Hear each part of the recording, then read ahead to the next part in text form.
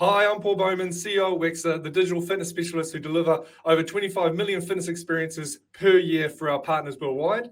Welcome to the Wexer podcast, where I'll be speaking to industry experts to bring you insights and advice to support your business journeys. In today's episode, I'll be chatting with Barrie Elvish, CEO of AUSactive, the non-for-profit association that supports the health and exercise industry in Australia. Barrie, how are you? Fantastic, Paul, but I'm a bit nervous now because you just said you speak to industry experts and you're talking to me. So look, what's going on here, mate?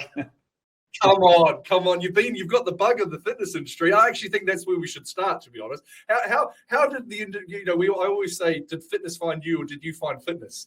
I think you've got a good story. So let's get into this. So that's actually interesting when you put that question through. So there's a couple of, answers to that, Paul. What was Fitness Australia found me through a recruiting agent. I was about to retire back to the Gold Coast with my wife, where we have an apartment, to go back to surfing. And I got a call from this recruiting agent saying, how'd you like to go to Sydney for, I was in Victoria at the time, how'd you like to go to Sydney for 6 months? And spoke to my wife about it. Both my sons were in Sydney at the time, and we thought, okay, let's go to Sydney on the way back to Queensland. 6 months, not a problem. Well, that was 5 years ago, of course. The longest 6-month contract I've heard of. Absolutely. They're not paying me either, so it's it makes it even worse. They are paying me. But no, look, it does get under your skin, and I didn't realise, I guess, at the time, just quite what the industry did, and probably more important, what came out of COVID, what it can do moving forward, and that's what really excites me. My background is actually, I started off my work as a teacher. Outdoor education teacher in history in the senior secondary. Found my way eventually into early childhood, the other end of the spectrum up in Queensland. Absolutely love that. And then I spent some time in social services with disability, employment services and community services and so on. As I say, I was about to retire back to Queensland and got this offer, and here I am in Sydney 5 years later. We've sold the place in the Gold Coast because we couldn't afford to buy in Sydney. It's so bloody expensive here. Now we're here, and that's the way it is. So yeah. Nice, good. And then for our listeners, just give me a little bit of a synopsis on what's AUSactive's role. I guess you're the CEO of it, but what are the key initiatives that you're taking at the moment? Yeah, thanks, Paul. So when I came to what is now AUSactive, it was Fitness Australia. And look, COVID for us, as it has been worldwide, I think was a huge challenge. But for us here, it also demonstrated quite a few opportunities. And one of those was realising that there was other modalities out there which are associated with our sector, but which had very poor representation and so on. So 2 years ago, we consulted with those other modalities. I'm thinking particularly here of yoga, Pilates, Tai Chi, etc. They told us that having a name like Fitness Australia was problematic. They don't see themselves as fitness. They don't even see themselves as physical activity. They see themselves as movement. And we thought, okay, let's broaden our horizons here. So after that consultation, we changed our name to AUSactive. Also, of course, in line with international, like UK Active, Europe Active, and so on, and now World Active, of course. So AUSactive now is the industry association, as you said in the intro, not for profit. In Australia, as with most of the world, there is no requirement to be registered, or we're not regulated, as you know. We have about 65% of industries. That's yoga studios, big box, leisure centres and so on. And about 65% of the people that work in those facilities or outdoors as members. So we are the largest here. We're recognised by the government. We have peak body status in quite a few states in Australia. We talk to the government, and we are a lobby group on their behalf. On our members' behalf, and we are just trying to grow the sector. And it's actually, COVID for us has been, as an industry association, has been fantastic because it actually demonstrated to the sector the need for a strong voice. People might say, what did you achieve during COVID? Well, I think we actually achieved quite a bit, but you can always achieve more, of course. But it was an opportunity for us to demonstrate to the sector the importance of a voice, and our business membership grew by 15% year on year during COVID, which has been great. Oh, nice. And what was the factors that were driving that? Just the fact that they wanted support. And I guess everyone wanted to collaborate a lot more to understand how to survive. Yeah, absolutely, Paul. And they wanted someone who was actually going to take on some of the quite ludicrous statements that were being made by people that should know better. And I'm thinking here about Sure. chief health officers from various states. I was going to say there was a lot in Australia. I'm coming from Auckland, so I think Australia and New Zealand had probably some of the most ludicrous statements. We did, and unfortunately being echoed by politicians as well. So they needed someone to challenge that, and we brought it together, and the media started giving us some good coverage. So it really demonstrated, I think, that there is value, and that's continued as we go through. And now, of course, we need to leverage the opportunities that have come out of COVID, which, as you would know, in New Zealand, it's the same here in Australia, it's the same international. And that is the role that we play in preventive health internationally. And that's our challenge at the moment. Yeah, and it feels like you've done good work. I'm already going rogue. It feels like you've done good work across or across the whole world with your input, right? Is that more the fact of collaborate because we're all facing the same issue? Essentially, the industries need to have a voice across the world, not just in Australia. We absolutely need to have a voice across the world. We also need to learn from each other's mistakes, but also each other's successes. Yeah. I think coming in from outside the industry, and you need to forgive me a bit here if I come across as a little bit critical or a bit naive or both. No. I actually believe that the industry in the past has been a little bit too living in an echo chamber. It's a very successful business, quite clearly, but I don't think we told the wider community the good that we do, the role we play, and so on, and which is why that made us such an easy target for during COVID. Yeah. So, we need to. I had this conversation with Eric from McKinsey, and he said it's kind of like the industry was a victim of its own success. Essentially, you can build it, you can run a commercial organization, you sell memberships, but then it kind of stopped. And there was a lot of voice in terms of doing some more, but it came from more of a commercial means rather than more of a do more from an actual health preventative point of view. Do you feel like that tide's turned? That's internally in our look, I think it's turning. I wouldn't say it's turned. I'd say it's turning. Here in Australia, I can certainly comment on Australia. I think one of the issues we face internationally, there's still some competition between different industry associations internationally, which isn't helpful. There's some quite big egos which in the industry, which doesn't help either. There's a bit of, I think, founders syndrome that's taking place where people would much rather not collaborate because they have their own agenda, etc. Keep the secrets locked. Absolutely. And I think that's really unfortunate because COVID has absolutely demonstrated to us huge opportunity if we can just get our shit together, basically, internationally and nationally. Yeah, agreed. And then you just hosted AUSactive Senior Management Summit. So what was the kind of major key takeaways? Okay, so the Senior Management Summit is geared at senior managers, sort of, I guess, the next level under CEOs, and we called it a mini MBA. So we didn't actually have necessarily fitness speakers. We had people speaking on HR, on IT, AI, etc. We had we had people from Atlassian here in Australia. We had people from Google, etc., speaking here to just try and raise, I guess, the profile, get people to see above the parapets a little bit. There is a world out there beyond fitness, and we can learn from some of those commercial opportunities that are there. We are a successful industry, absolutely, but we need to take into account other successes and failures from other industries as well. Yeah, and what were they like? What in terms of what? Like, because a lot what I'm hearing is, and of course, we sit from a Wexer point of view in so many different industries, so it's quite interesting working with the likes of hotels, multifamily housing, and more the telcos, like working with Optus in Australia. The amount of data that they generate to make a decision is unheard of compared to the fitness industry. I think we probably go into making decisions with 5% of the information, where they go in sometimes overkill with about 100% of the information. Was that? Well, if we sort of think about one of the issues here in Australia, Paul, and I think it's probably the same internationally, is staff shortages at the moment. We lost half our workforce during COVID. That's understandable, but now it's very hard to get staff and retain staff. So when you've got someone speaking from Atlassian about HR and staff retention, staff recruitment, what they do obviously is transferable to what we do, and I think it opened a few eyes there. Yes. We have someone speaking on AI as well. Now AI, I'm the other side of 70, so you're on a tech podcast, Barry. You know what I mean? You got to do this. So AI to me is something which I live in a cave and I'm not doing these sort of things. So, but I think that AI is actually quite scary for our industry, and yet it's coming. That's going to make a huge difference to our workforce as well. I don't think it's going to get rid of our workforce, but it's going to certainly involve some changes in what that workforce actually does. working with clients and so on. So there's learnings from across the board, and that's part of the challenge for our industry, I think, to get out of that ecosystem, that goldfish bowl, and start looking where we can learn from others.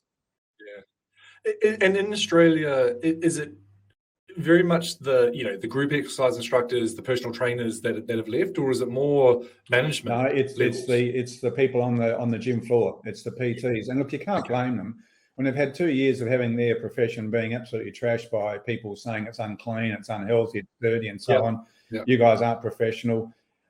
You can't. And of course, as we know, it's odd working hours and so on. So they left. They got more of a 9 to 5, etc., and they've stayed there. So we're busily trying to recruit those who've left to come back in again. We're working with the vet sector here and the university sector to see what we can do to increase enrolments. But there is going to be a short-term problem. And the interesting thing here in Australia, Paul, is that the average age of the those who've stayed is actually getting up. So we're going to have another void in about 5 to 10 years if they're not replaced, where they actually do retire.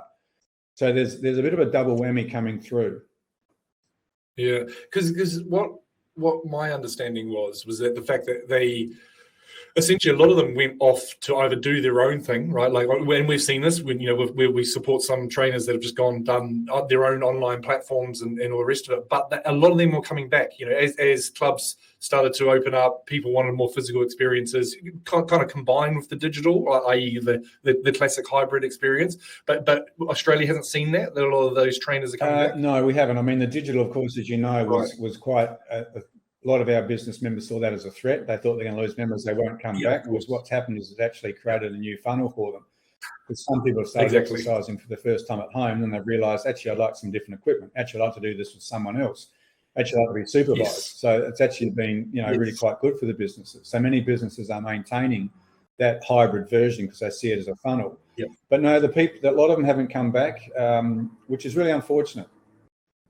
Okay, yeah, no, I understand. And then, but overall, Australia fitness industry is booming, right? Like we're seeing. Yeah, you go through some numbers. Unbelievable. So AusPlay, which is the government agency, released their data earlier this week, and it's actually quite astounding. We now have over 8 million. It's about 8.3 million Australians over the age of 15 go to a gym at least once a year or see a PT. Now, to put that into a context, that's almost 40% of the population over the age of 15, which is actually, I find it's stunning, because when I started, 5 years ago, I was told by industry players that to get to a 20% participation rate is the gold standard. You're never going to do more than that. Cool. Well, hello, we are now double that. We're already over that. The interesting thing also, Paul, is that 12 months ago when they released the data, AusPlay, we were second most popular after recreational walking. With males, we are now the most popular. We've actually jumped. With females, we're the second most popular. We have 1.2 million people with a disability in our gyms. We have almost 1 million people from non-English speaking background. We have 150,000 Indigenous people going to our gyms. This to me, this is the future. So when we're talking to government about the need to invest in preventative health strategies, this is gold, because we're not making this up. This is government figures, so they can't argue against it. Perfect. Yeah, and what is the industry? Maybe specify this. Is the commercial fitness industry helping you drive that, or is it the culture of Australia and New Zealand? Because I think New Zealand got some, not as high as Australia, but got some pretty similar statistics in terms of actually. But most of the growth has been outside of traditional commercial gyms. It's actually park runs, participation, but more from the event side. Yeah, so let's look at park run. I mean, as we were saying before we started, you're a park runner. I'm a park runner, and I used to be a marathon runner. And if I go back to when I first started running, which was when I left the ocean, I moved away from the ocean, so I had to take up something else. I started doing just going for a jog by myself, and then I got the bug, and then I started doing fun runs, then I started doing half marathons, then I started doing marathons. I think the same thing applies to a gym. We start off, people start exercising. The other data which has come out, which is really powerful, and this is part of the message we now give to government. I mean, they still talk about people going to a gym to look good, some of the government people. Yep. Well, the data actually shows that is actually completely wrong.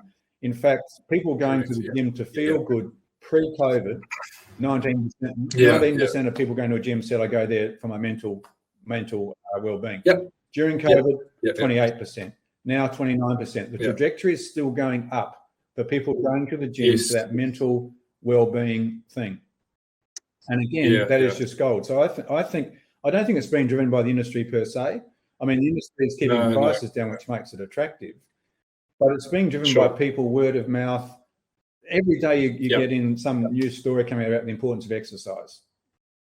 Yeah, no, I agree. Well, I look at our research. Well, we had 40,000 participants worldwide, and really the only thing that correlated everyone, which totally makes sense, is about confidence. The more confident you are, the more there's different tools that you can use to get there, like digital tools and physical tools and personal training intervention and stuff like that. But really, it's all about confidence. So, like, if you're, and you'll change your behavior and your adherence based off your confidence levels. But we actually start to, we're starting to do at Wexer is trying to understand that and what are the major interventions to help you get to the next stage of confidence. And then if you can do that, and of course, I'm going to say this, digital makes a big part, but it's just not looking at it just from hey, they've got to come and step into my club to be able to build their confidence. It's actually 24/7. It could be, as you said, wellness advice, inspirational advice. It could be coaching and learning a new skill. It's not just the traditional, I'm going to be better at my agonist, antagonist, but press ups and back row. So no, I think we're aligned there, and I'm appreciating the work that you're doing with AUSactive. So I guess we're on a tech podcast, so I've got to do the AI stuff. Like what you mentioned. Are you on the fence that it's going to be an enabler, or you are worried about what AI's impact will be within the fitness industry? I don't think there's any point in worrying about it. Even if I was worried about it, what's the point? You cannot stop. I mean, no. As I said, the train's gone. I mean, exactly. One of the things I learned when I was a history teacher is you cannot be a Luddite. When change is coming, you cannot ignore it. So the best thing to do is actually embrace it and try and influence where it's going. So if you think about some of the equipment which is coming out these days from some of the overseas companies, and Technogym comes to mind, where they're developing through AI the ability for my generation, older people, to actually have the equipment which adapts to the individual on an individual basis on an individual day. And they go through the sets, and if eventually that's going to be linked into their GPs, to their specialists, it's going to. I think it's going to be a winner. You are never going to take out of our business, our industry, I don't believe, that interpersonal contact, because we are, after the hairdresser, we are the second most important counsellor, relationship counsellor, all of it, as you would know. That's never going to go, but the role of that individual is going to change, I think, moving forward, which is going to require probably some changes in their training, their professional development and so on. But we should not see AI as a threat, because if we do, we might as well go back to the cave and pull up the doona and go to sleep. Here, couldn't said it better. I agree. The amount of data that we can achieve now, and it also means that we as suppliers all have to work together as well, right? So for that one view to be able to support that individual, if we can all do that, and I think AI is the link to be able to support that, then we're going to be able to deliver better outcomes for these individuals, but also understand how to move those individuals on. If it is all about how do we improve confidence, so therefore we improve adherence, we're going to get better at doing that personally. So I like that. So and then I guess in terms of the Australian industry as a whole, what are the threats that are coming down the pipeline outside of the technology side? Let's not talk about threats. Let's talk about opportunities. Let's go like that.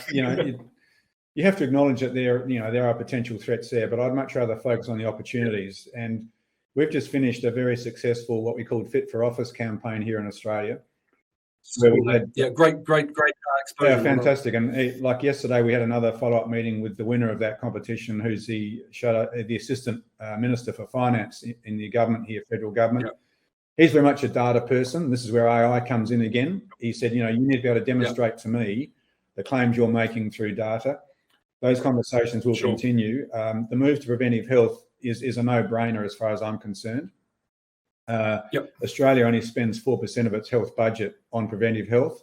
The OECD released a report earlier on this week saying that the government must push people into preventative health to get them out of the health system to reduce the budgetary cost. Yeah. Those are all aligning. Where I think there is, I'll say again, an opportunity is how we can be how do we get to be taken seriously by government? And what we don't have, we talk about ourselves being self-regulated, Paul. I'm sorry, but that's bullshit. Self-regulation. I think most listeners would agree with that too. Self-regulation is a self-serving cliche as far as I'm concerned. We need to lift our standards. We need to be much more professional and be accountable. So the opportunity for, I think, the industry here in Australia, and certainly something that the AUSactive board has signed off on and what we're going to be working on for the next 12 months, is develop an accreditation system which hangs off a regulatory framework. It's not going to be regulation, it's going to be accreditation. So it's aspirational, not punitive. It'll be an opt-in program, so there's no obligation to do it, but it will carry with it financial incentives. So the discussions we are having with the government at the moment is how can our members get access to the NDIS, which is the National Disability Insurance Scheme here? How can they get access to more private health insurance benefits? Ultimately, how can they get access to Medicare-funded preventative health programs? Now, that will only happen once our industry is closer to allied health. We don't want to be allied health because we don't, that's their patch, but we want to be the preventative health version of allied health. That is going to require a stronger governance regime, sanctions, auditing, and so on. Now, speaking to our industry pre-COVID, we did a bit of a survey to see what the appetite was like for that sort of thing as a concept. Very strong support for it, about 80%. So we're going to spend the next 12 to 15 months in developing with the industry and key stakeholders like health departments and so on, what would they like to see in an accreditation program? The insurers are telling us if we can get something which has got a bit of credibility and a bit of rigor behind it, it'll drop premium, public liability prices and so on. Is that going to scare the industry? Absolutely, because it's going to scare some of the cowboys out of it. But we need to get them out anyway. But overall it will grow, and it will actually open up doors for our members for better commercial income, better employment opportunities, and greater security moving forward. And I've got to ask you this because it just springs to mind. So the impact of GLP-1s, I won't go into who. Got to be careful. We work with an insurance company that's very, very close with government, and a lot of their feedback to us is, GLP-1s have far more health outcomes than anything the fitness industry has ever done. Of course, I challenged that in the room, but it was just interesting the insight that they were pushing on that so much better because they always kind of say there's a pill now. So is it that important that we get that? Of course, me and and every single listener would be going, well, that is just ridiculous. So I defended our position, but is that what you're getting in Australian government levels, or no? The GLP-1s is not a topic. Just explain to me what GL. GLP-1s like Opozemic, the drugs and the pills. Drugs, correct. Yes. No, we're not getting that at all. And to be quite honest, if you're going to a gym for the social connections and you're going to the gym to feel good, okay, you can take a pill to feel good. I've taken pills to feel good in the past, legitimate ones, prescribed. Okay. Yes.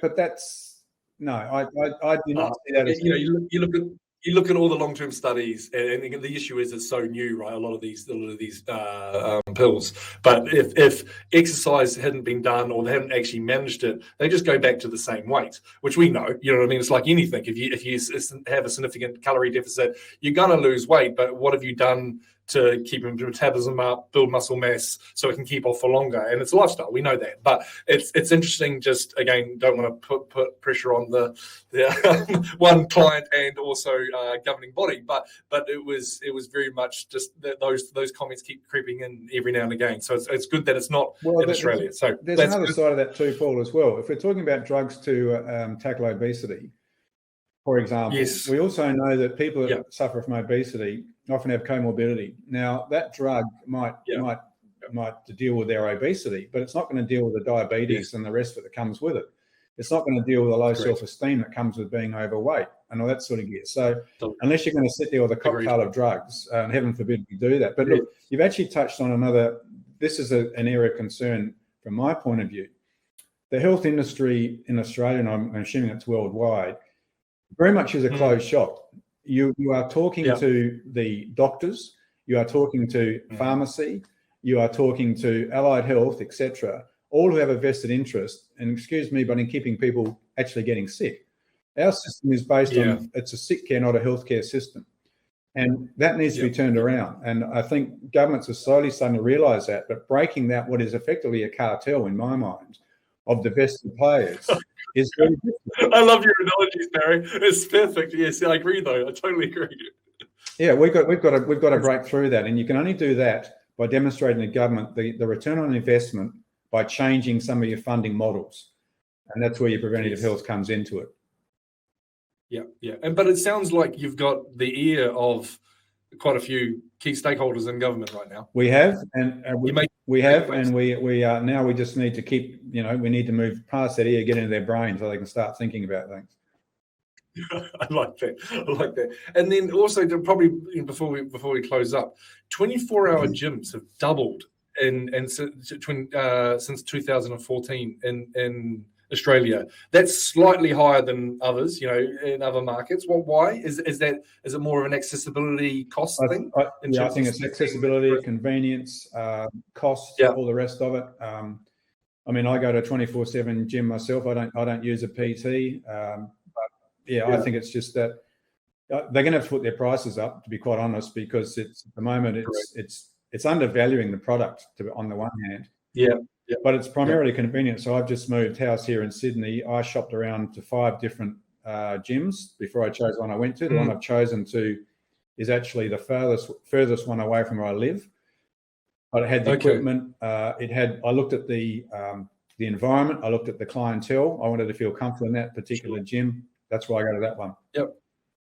And you paid a little bit more? I paid the same, basically. Okay. Yeah, because is it if we macro data across the industry, essentially high end's doing well, low cost is doing well, but maybe more based off the fact that they're opening so many gyms and opening up so many locations, and the middle market's getting squeezed. There's actually quite a lot of fitness operators in the middle market right now in Australia. Is that That's fair right, and you're quite right. The ones that are more the high end, the boutique ones are doing well. The low cost ones are doing well. Yep. Our discussions with the government, the federal government, about FBT exemptions, we're talking about a gym membership costing around about $1,000 a year. So that's your low cost 24/7 gym. Yes. Interestingly, the government is interested in looking at FBT exemptions, which would be fantastic for our sector. Not necessarily from the health outcome, but to get people back into the workplace, because we have this problem here where people are still working from home, 2 or 3 days a week. That's creating problems for the cities, creating problems for the city economy. They want to get people back there. Interestingly, the government here, being a Labor government, is also talking about how they might, in EBAs, enterprise bargaining agreements, they might be able to build in a gym membership as part of the EBA to save having to pay extra wages. They actually pay a gym membership instead. That's a nice one. And then have we seen the effect of multifamily housing? What I think with some of the, I can say it, the US market, they're starting to see if everyone's doing things based off location, but a lot of multifamily housing facilities are amazing. They're as good, if not better, than some gyms, and same as hotels. Australia seeing those pressures as well, that fitness is kind of getting more fragmented even from just the current offerings that we have by the traditional operators? I can't say that's a big issue here at the moment. Obviously people are putting in gyms to make their workplace or their home or their apartment or their ship or whatever it is more attractive and so on. But I can't say there's been a big movement towards that here in Australia at this stage that I'm aware of. Good to know. And then last question, and I promise I'll let you go, Barry. Are we doing enough for mental health and well-being as an industry, and I guess then in particular Australia? Yeah, look, that's an interesting question. Being a person that had my own mental well-being issues, since being a very young teenager and all the rest of it, I still exercise now for that. Are we doing enough for mental health? I would turn that around and say, Paul, you can never do enough. True. Very true. Very true. Yeah. And again, we are, as you said, a lot of those roles that the group exercise instructor takes or a PT takes is a big support mechanism for mental health, right? Especially if it's a positive factor in people's lives. Look, I agree, and I think we need to be very cognizant of the fact that with whether you believe in global climate change, global warming or not, The fact of the matter is that young generations coming through now, and it's a new syndrome which psychologists are talking about, is eco-anxiety. And this is young kids, young adults really concerned about the future. Mental health issues, in my view, are only going to get worse. We have a great role to play there in giving people resilience, giving people that social connection, giving people the physical and mental strength to be able to cope with, I think, some of the challenges that are coming. We don't have to look internationally at the moment with the appalling stuff which is happening in the Middle East and so on. Kids are tuned into that. When I say kids, I mean young adults. That's the role for us to play. Yeah, no, I agree. I do think, what we're seeing on the Wexer side is that the relevant content is winning. And so people are following people. But then I think everyone that are starting to realize that they have an influence and have a voice are starting to bring it up more. And I think, they were originally bringing it up because everyone else was doing it and they felt like they needed to. But I think there is a little bit more commitment to that. As you said, everyone's had some version, everyone's had stuff and troubles in their lives, right? So actually sharing those stories and being able to empower or inspire or give comfort to those individuals is a really, really important thing. So I do think the industry is doing quite a bit from my end, at least, put it that way. So I agree with you. We can never do enough. So then now I promise you the last one, Barrie. How do people get in touch with you? Well, Barrie, BARRIE .Elvish, ELVISH @AUSactive.org.au, and I welcome any feedback or any suggestions, any ideas, any critiquing too. I've been in the industry for 5 years, but I'm still a babe in the woods, Paul. And then I guess imagine you're going to the Fit Summit. We are co-sponsoring with Ross, absolutely. Well, I'll see you there, and I'll be able to see your legs, not just your head. Fantastic. I'll make sure I shave them for you. There you go. Now we're getting awkward. But thank you very much for joining me on the Wexer podcast, Barrie. I really appreciate your time. Cheers, Paul. Thanks very much.